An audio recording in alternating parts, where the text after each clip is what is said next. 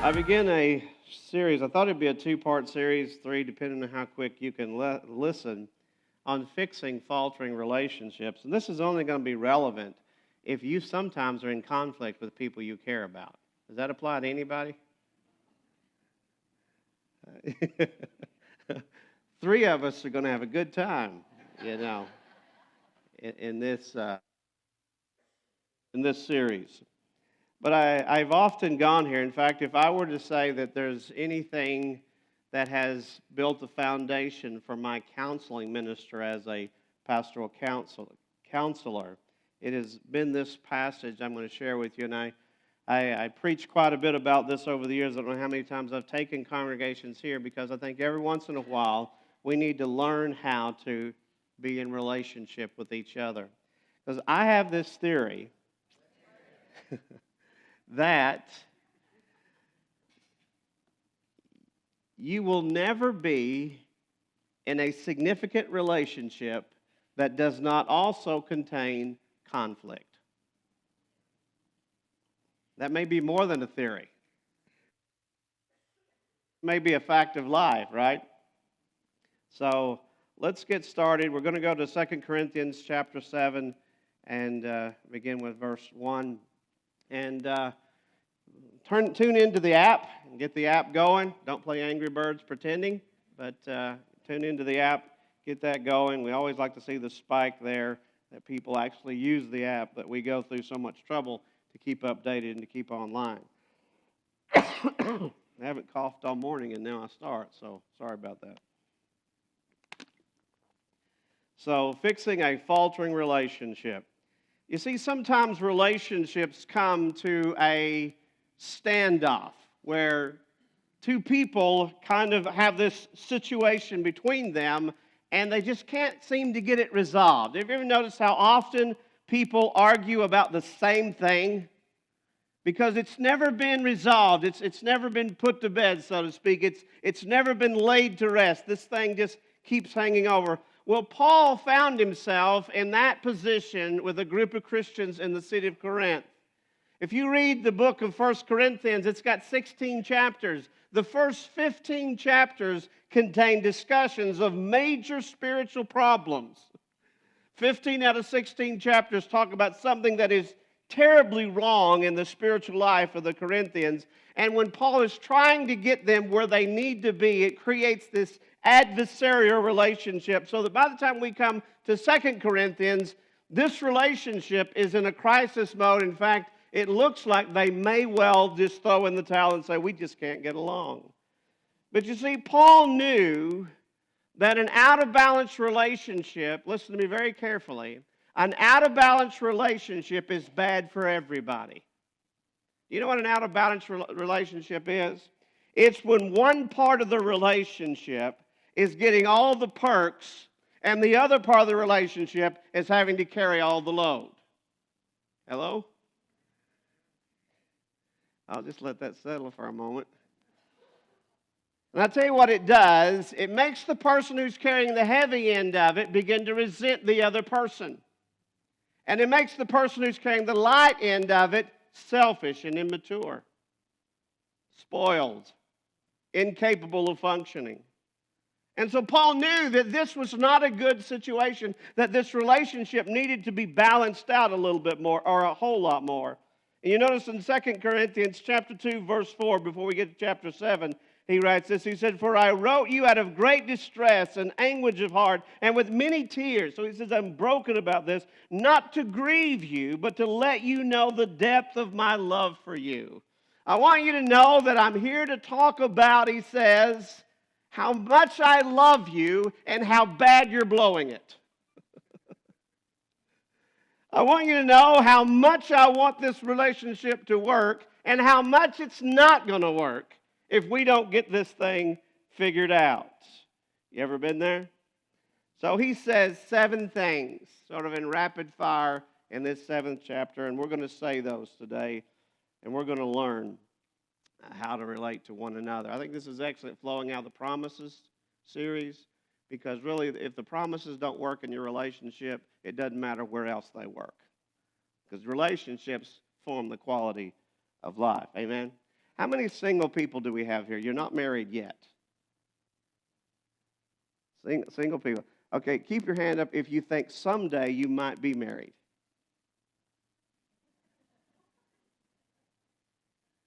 Okay, make sure the twins' hands are up back there. Just making sure. Okay, for those of you who are single, you can rest your arms for a moment. I want to ask you a question, and you can raise your hand if this is true of you. When you finally find someone and get married, you would like for it to be a cold, distant relationship. You would like for it to be a relationship where you're crabby with each other. You would like for it to be a relationship where you just don't like each other very much and you look for opportunities to get away from each other. You see, people don't plan those kind of relationships, but if you just kick into neutral, that's the kind of relationships you will have in your marriage, in your friendships, in your family. It will turn into that kind of thing because relationships with fallen people, which that's what we all are, we are touched by sin and changed by sin. We have a problem called depravity that inherently causes us to be selfish. And if we don't confront that selfishness, we will undermine every relationship we're in. Can I get an amen? I know it's not pleasant. But here's the first thing we say. When you really get good at relationships, which means you're good at life, when you really get good at relationships, you learn how to say, I'm not perfect. And then you go, I'm not perfect. In fact, maybe I'll just have you lean toward the person next to you if you can and just say, I've been wrong.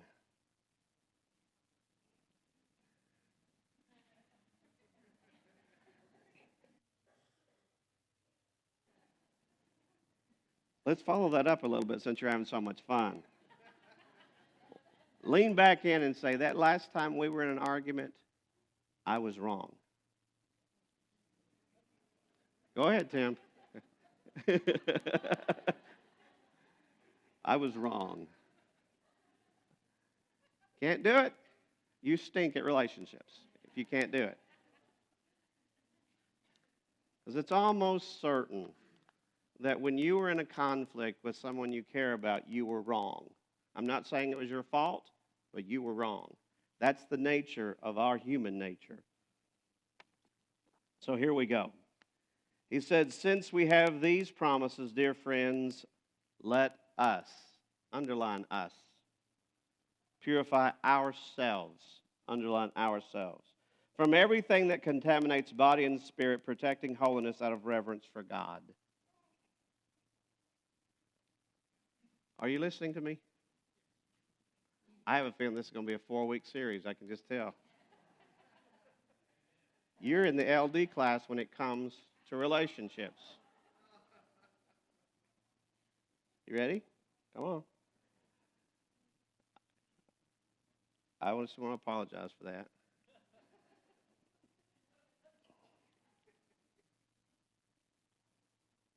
Let us purify ourselves.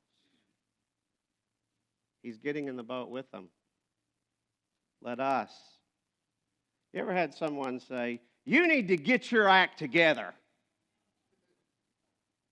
Only maybe they didn't say act, you know?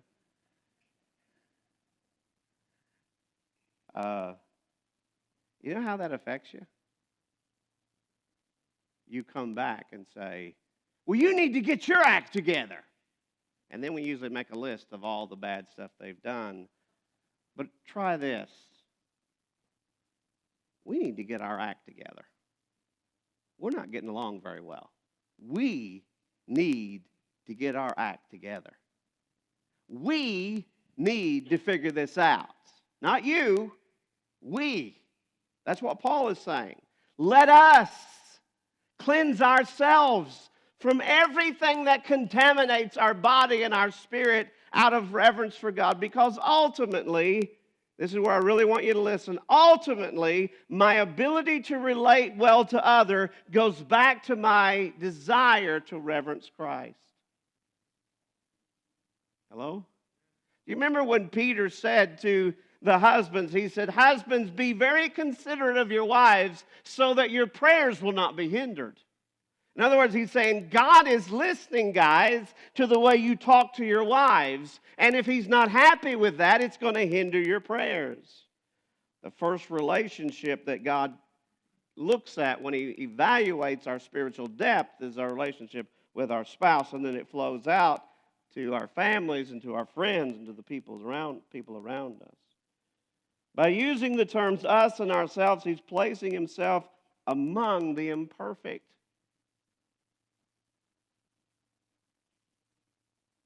Among the imperfect.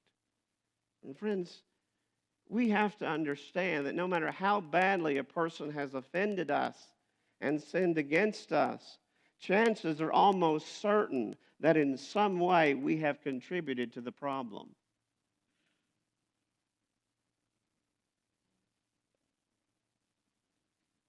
You're getting like last week's crowd again. In some way, we have contributed to the problem. And if we do not see ourselves as part of the problem, we cannot contribute to the solution to the problem. Wow, of all the times I've had people come by my office and I'd say, "What can I do for you?" "Well, I need you to fix my spouse. I'm married the biggest idiot that ever walked upright, And I go, "Yeah, he did too." Yes, you did.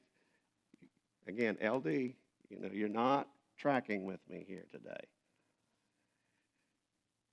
Relational healing almost always takes place when both members of that conflict decide to take a long, hard look at themselves. I am not very good at fixing the people around me. I'm a whole lot better at fixing me with God's help. I'm not very good at making other people behave the way I want them to. You are an example, But God can help me help me. The key issue is that, are you guys liking this yet? You will almost never need an apology from someone that you don't also need to apologize to. I said almost. There's maybe that one case once in a while. And I think that we have to start thinking this way. That what did I do to contribute to this problem? What could I do better to help solve this problem? I think that we need to be suspicious toward our own opinions. We need to doubt. When we know that we know that we know that we know we're right, we might want to take a second look at that. I've said before here that at the times in almost 36 years of marriage when my wife and I have had conflict, and I look back at the times when I was so absolutely certain that I was not wrong, that I couldn't be wrong. Even God knows how right I am, and I can't figure out why she doesn't know how. Me and God know this, But I can tell you that in those times when I was the most certain I was right, when I got a little bit of time and I look back on it, I realized when I think I'm right and convinced I'm right, I'm most likely to be wrong. Because when you have decided that there's no way you could ever be wrong about this, you don't allow yourself to question yourself. You don't allow yourself to even entertain the idea, maybe I should go at this differently. Maybe I should think about this differently. So insisting that someone else change, you need to change, without also saying, I need to change too, is very counterproductive. So let's just say this. We must recognize our own need to grow, improve, and even repent. That's number one. How you doing? Key number one, you got it under your belt. I might be wrong. Number two, I will not exploit you. Paul says, make room for us in your heart. We've wronged no one. We've corrupted no one. We've exploited no one. You see, as human beings, we crave intimacy. And I'm not just talking about marital intimacy there. I'm talking about we crave intimacy in life. We want close friends, right? We want people that we can trust, that we can confide in, that we enjoy being around. We want our families to love to be together. We definitely want that intimacy in our marriage where there is this soul connection, where we share things heart to heart, soul to soul. We want that. And friends, I'm telling you, if I understand the Scripture and if I understand life, the only way we can ever have that kind of intimacy in a relationship is if it's safe. If it's safe for people to be close to us. If it's safe for people to be vulnerable for us. Gary Smalley talks about, if you've read any of his stuff, how that sometimes we close our spirit to each other. Remember, I just asked the single people here, how many of you are looking for one day a partner that you can date and get married to and form a very distant relationship with? We don't. We set as our goal to have close, intimate relationships where we really like each other and we like spending time with each other. To that end, Paul said, let me in. Let me into your heart. Open your heart to me. I promise I will not exploit you. I promise I will not take advantage of you. I promise. You know what I've decided? Do you really want to know? Are you up on the edge of your seat with bated breath? I at this ripe young age where, I've got 3.5 decades under my belt in marriage, I've come to the suspicion, if not the absolute conclusion, that the key to marriage and the key to probably all relationships is serving. There is an intimacy in serving. Hello? There is an intimacy in taking care of each other. There's something that goes on when we serve each other. I said to my wife yesterday, I said, man, you spoiled me rotten, At times, she'll just fix a plate for me. I'm sitting on the couch, and she comes and sets it in front of me. Can you believe that? It just spoils me because I haven't felt good lately, and she just really wants, to spoil me rotten. And I want to be faithful to find ways to serve her as well. You know the reason we don't serve each other very well?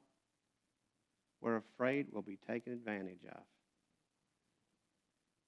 Will it become a situation where I'm doing all the serving and you're doing all the receiving of the service? And so we quit serving each other. And yet there is something, I believe, profoundly intimate about serving each other. About doing for one another things that make you feel better, things that cause your suffering or your pain to be relieved, things that make your life more convenient. There's something intimate, and I think that Willard Harley calls it the love bank. That's when you make deposits in it and you're gaining currency in the love bank when you do things for each other. And this is not a marriage series. This is a relationship series. It fits wherever your relationships are. But I think the number one reason that the number one key to relationships doesn't work is that we're afraid we'll get taken advantage of. If I serve you, will you then expect it? And will I have to serve you from then on? That kind of thing starts happening. So Paul is not concerned here that he wins an argument. He wants to save a relationship. You see, the mystery of cold, distant relationships that we never wanted comes about because we do things to create them without realizing that we're doing them. Until we have, listen to me, until we have a bone-deep commitment to protect each other, we cannot know intimacy. We cannot know closeness. I'll talk about that in just a few minutes. I'm not going to ask for a show of hands, but if you have an anger problem,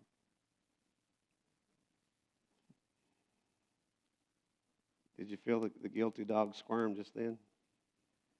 If you have an angry problem, you may well be defining the future of a relationship through your anger. Because a person can never get close to someone that's not safe. And if in the non-angry times stuff is shared with you, that when you're angry you use it against them, then that shuts down that stream of relational intimacy. Does that make sense? If I share something with you, and when you get mad at me, you throw it back in my face, my mind says, never again will I put weapons in your hands that you can use against me. And what happens? Intimacy shuts down in that relationship. So here, subconsciously, this is my opinion based on my life and trying to help people with their relationships. People ask 7 questions before they give us access. And I think as you're going through life and you're going through relationships, if you could stop and say, before this person is ever going to really open up to me and be close to me, they're going to have to get answers to these 7 questions. They're going to have to get adequate answers to these 7 questions. Number 1, if I give you influence, will you use it to manipulate me? If I give you influence, will you use it to manipulate me?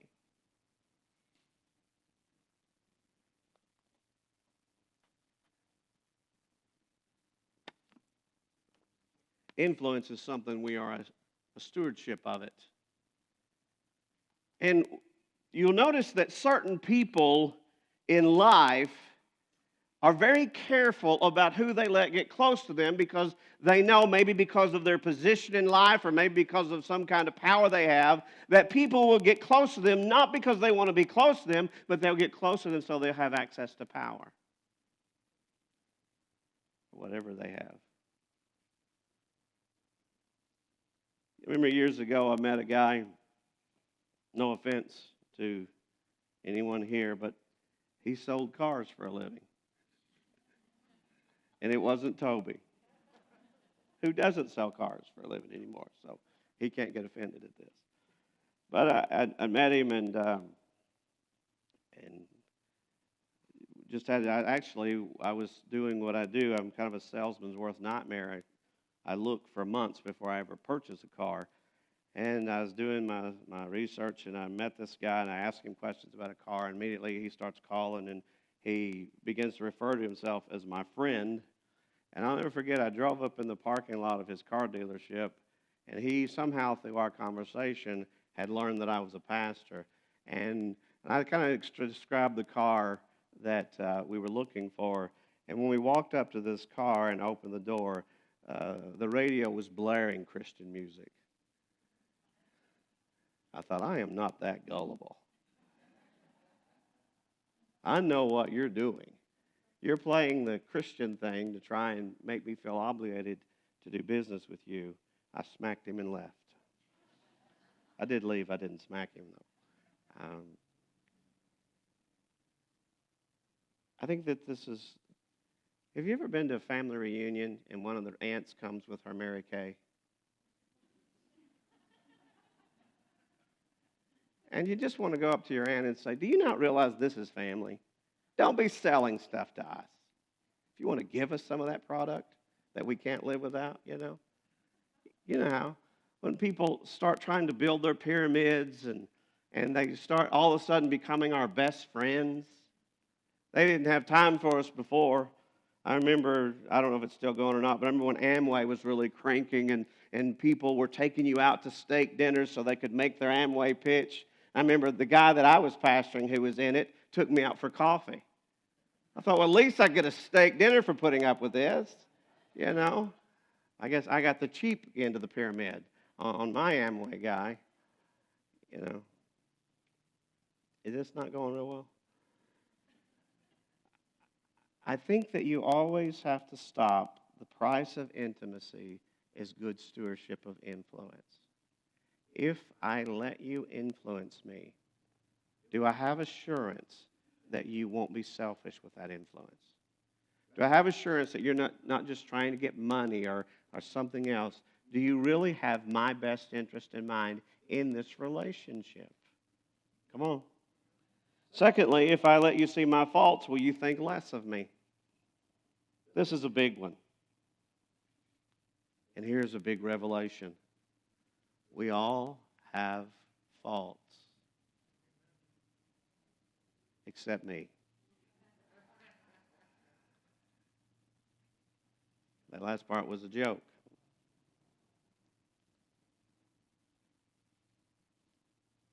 And I think pastors are really bad about this. This is really a big deal with pastors, is that you know that some people, the moment that they see your humanity, they will lose all confidence in your ministry. So you find yourself trying not to be, but guarded. Should I let them see where I live? Can I let them see, how I live? Should I let the guard down and be me around them? Or can they handle that? Can they handle seeing me when I am hurting, when I'm afraid, when I'm discouraged, when I'm weak? Can they handle that? Because I have found in 30 years of ministry that a lot of people can't. If they're going to have confidence in a ministry, he's got to be Superman. He's got to be. He can never have a time where he's sort of struggling to hang on. That's just not part of it. We need heroes. So you kind of develop that facade to say, you can't see who I really am unless I can trust you with it. Unless I know that your love surpasses the need for me to be perfect. And I don't think preachers are the only ones that way. There's something profoundly intimate about being close enough to someone to see their faults. If you abuse that privilege, it may be lost forever. Being close enough that they just let the guard down and they are who they are.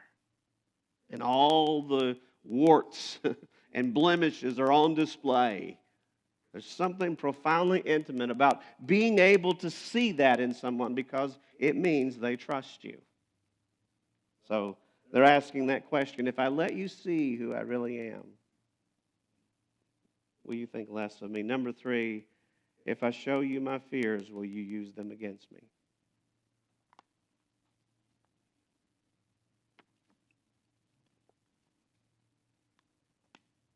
I'm going to make a radical statement now. You ready? You ready for this?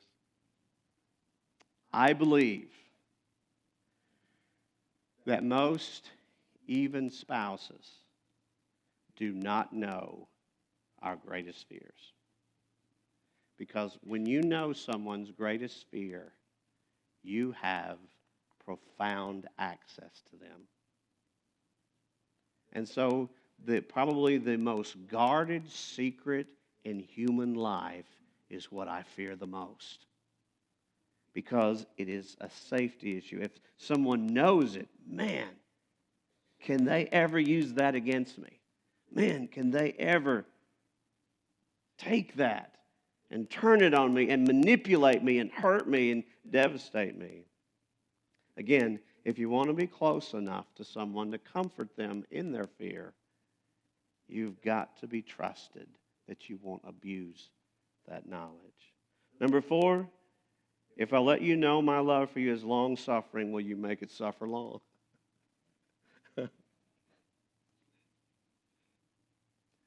Consequently, what do we say to each other? If you ever do that, I'll be so done with you that I will never, and so we threaten each other. Because we don't want to say to someone, if you ever really blow it and betray me in any way, I'll do my best to forgive you because I love you that much. Ooh, don't tell them what they'll do with that. So we're afraid to tell them that, even though it may well be true, that if they really blow it and they go down in flames and they really break our heart, the truth is we might really pray, God, help me forgive them and let's make another run at this relationship, but we don't want them to know it. We just simply say, if you mess up, you're dead to me. Because it's safer that way. The problem is it creates a relationship that is teetering to know you're just one mistake away from him or her walking away. And I don't think that's healthy. Do you? You at least want to think, man, this person loves me so much. We'd get through anything. Number 5. I am at number 5, aren't I? If I show you my fears, will you see me as weak? A lot of this is about fears because I believe fears are so critical to us. You care what people think about you. You do. And we shut down if we think that their view of us will be diminished if they see us tremble, if they see us struggle. And so we guard this secret so much.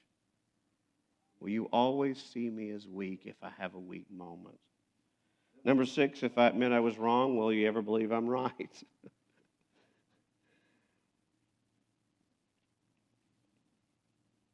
Are any of you really good at admitting when you're wrong? No? We usually stink at this. I always admire a person who, when they mess up, they just say, yeah, that was me. I'm sorry. I did it. That was my bad, But especially in close relationships, we have trouble admitting when we're wrong because we think we will lose all credibility.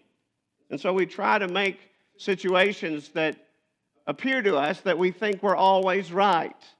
But isn't there, friends, isn't there something, again, incredibly intimate about being in a relationship with someone who can just look at you and in full confidence in you say, I was wrong. I was wrong about that. I'm sorry. And then number 7, if I tell you the truth, will I regret it forever? If I tell you the truth, will I regret it forever? Someone once said, we get what we reward. We get what we reward. Truth is something that we get. We ought to get it all the time. If someone loves the Lord, they should tell us the truth regardless. But we find that often we demand truth and then we punish it. You know what I mean? Little Junior comes up and we say, if you did that, I am going to beat you to within an inch of your life. Now, did you do it?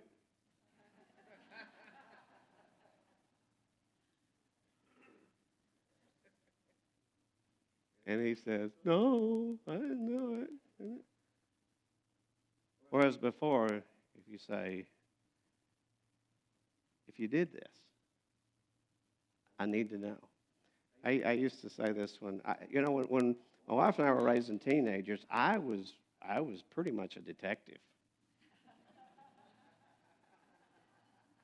I'm pretty sure they thought their dad was Bond, James Bond.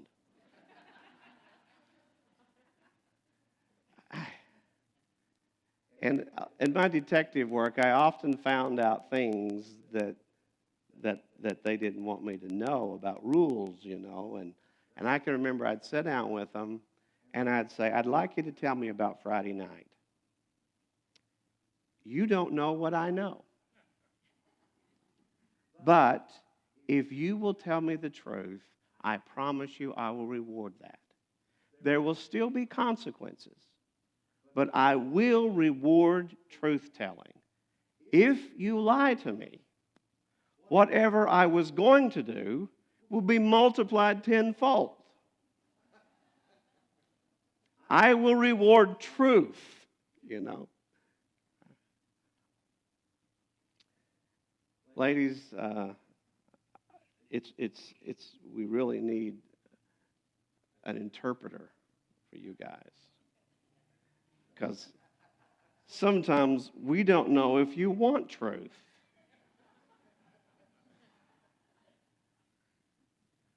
For example, this is dangerous.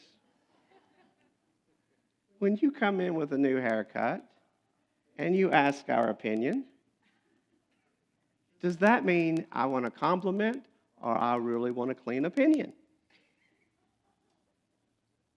What does it mean?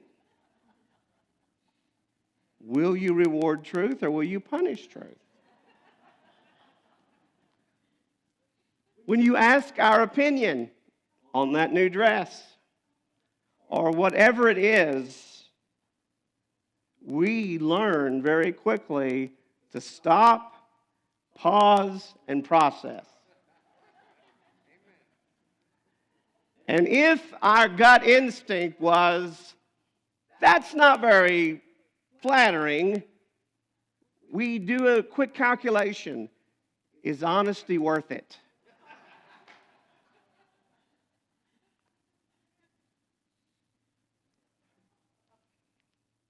And I don't know. I know I'm picking on the women because I'm not one. But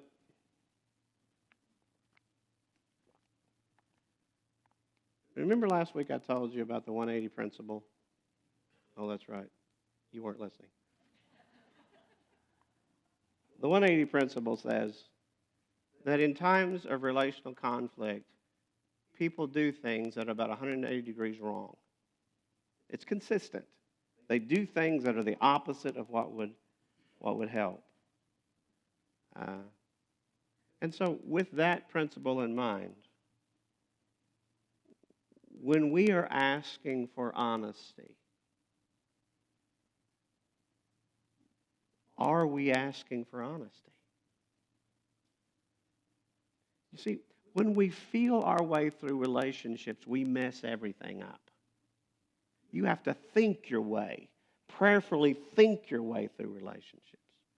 And you think, I have just put this person in a position and I have asked for honesty.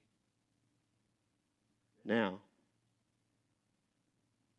I am going to define between me and this person, whether it be spouse, family member, friend, colleague at work, how future discussions are going to go.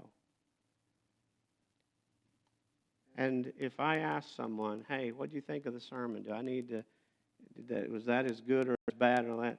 I have to give them the confidence of knowing that I really want to know, do I need to figure something out? Do I need to go work at Lowe's? You know? Or am I just searching for a compliment? You know, what am I going to do here? And I can tell you something, friends. It's better to decide you don't want the truth than to ask for truth that you're going to punish. Now, again, truth has consequences and accountability. I'm not saying it doesn't. But when we prod and question and we dig for truth and we finally get that valuable thing called truth, regardless of what other things it may require, it also must require a reward. We get what we reward. And if we want people to be truthful with us, we've got to determine, right? Remember that line from the movie? You can't handle the truth. We've got to decide that we can handle the truth. Because in relationships, it's all about truth. Ladies and gentlemen, I tell you, so much of the messes that I clean up as a pastor is because truth is neglected. Truth is neglected. If your spouse comes to you and says, I just want you to know I love you, but I feel like I'm slipping away from you. I'm thinking about things and considering things that I know aren't pleasing to God. If you blow up and go nuts, you've just blown a tremendous opportunity to avert disaster. Whenever I see that happen in a marriage, I say to the person who received that truth, you should thank God that your spouse came to you and told you what was cooking before it was too late. That's such a blessing. And in all of life, how often I'm taking you into the counseling chamber here for a few minutes, and how often have I sat there and I've talked to both in separate situations, and I know that they don't even know the truth about each other. They don't know what each other thinks because the truth is broken down, because the truth is consistently and habitually punished. See? If I tell you the truth, will I regret it forever? Stop feeling your way through relationships and start thinking your way through them. Think about consequences. Think about reward and punishment. Think about where you're going with that. Man, you guys didn't get very far today. 7, you only got 2 in. But I don't want to get too far ahead here. Let's just stop here. And I just want to challenge you to try and live this out. Maybe just bow your heads for a few minutes and